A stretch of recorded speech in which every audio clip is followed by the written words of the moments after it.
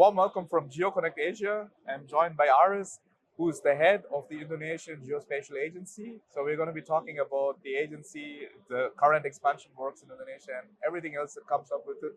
So Aris, thanks for being here. Yes, thanks a lot as well to invite me as well here. Before we get started, Aris has a very illustrious background, so I'm going to let him introduce himself very briefly. Okay, I'm Aris Marfai. My background is geography by study, and I'm a professor of geography. I become the head of the Indonesian Geospatial Agency since 2021. So this is 3 years already. Before I joined this BIG, this agency, I was the professor in the university doing research and also teaching related to the geospatial.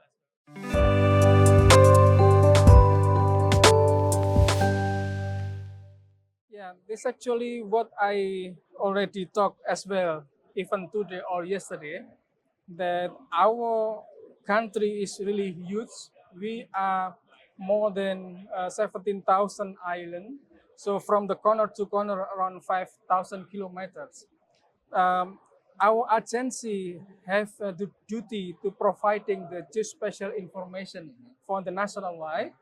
But to do so, we have to make the priorities. Yeah, we already finished with the providing base map of Indonesia with the scale 50,000 and on the entire Java with scale 25,000.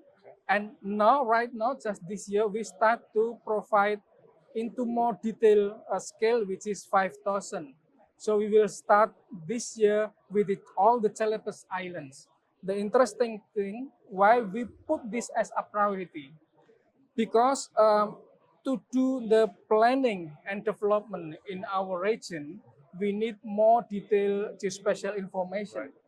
And also to do the investment, the people need more detailed map, especially the basic map. So also in order to maintain and to coordinate our region in such a way there is no overlapping between the one purposes into other purposes. For example, forest with marine or with planning development or with administrative, etc. and so on, we should have the more detailed map. So that's why our priority of the BIG is to provide geospatial data in 5,000 for entire the Indonesia. You can imagine entire the Indonesia is really very huge. It's a huge initiative. Yeah, and exactly. It involves a massive number of people as well. Exactly, and also we use the different approach to do that. Yeah, for example, we are using the technology of LiDAR and also aerial photo. But in certain place, we use the satellite images, which is the detailed satellite images in combination with aerial photo. If you understand that our country is comprised of, we can classify into the built-up area, which is the city, rural area, as well as the forest area. So for these different three categories, we use the different method to do the mapping. And even we have the different resources.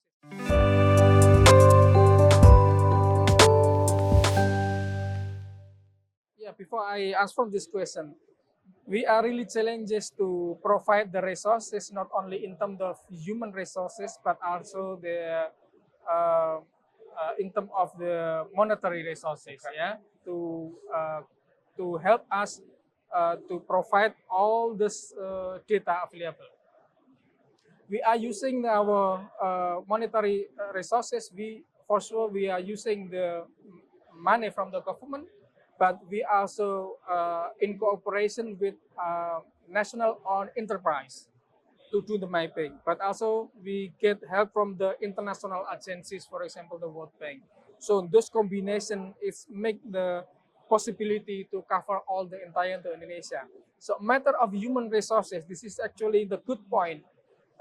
We have a huge country, then we need more resources. Currently, we are in cooperating with the university in some extent to provide and to strengthen the human resources by several things. The first, we are doing the certification of the capacity and capability. So we develop this with the several stakeholders.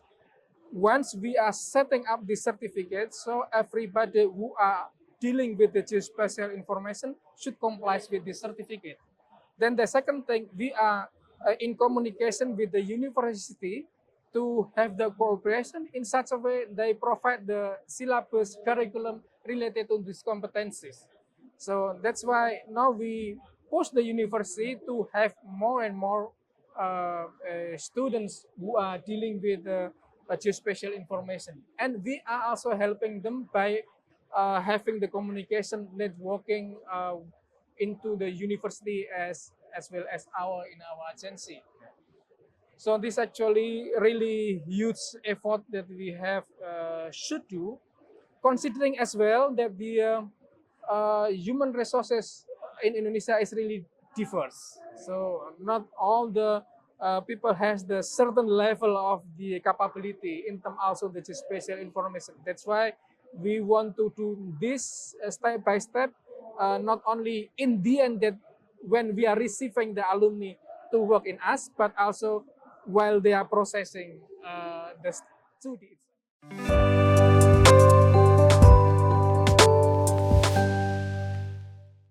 As we know that actually the technology is growing so fast, yeah?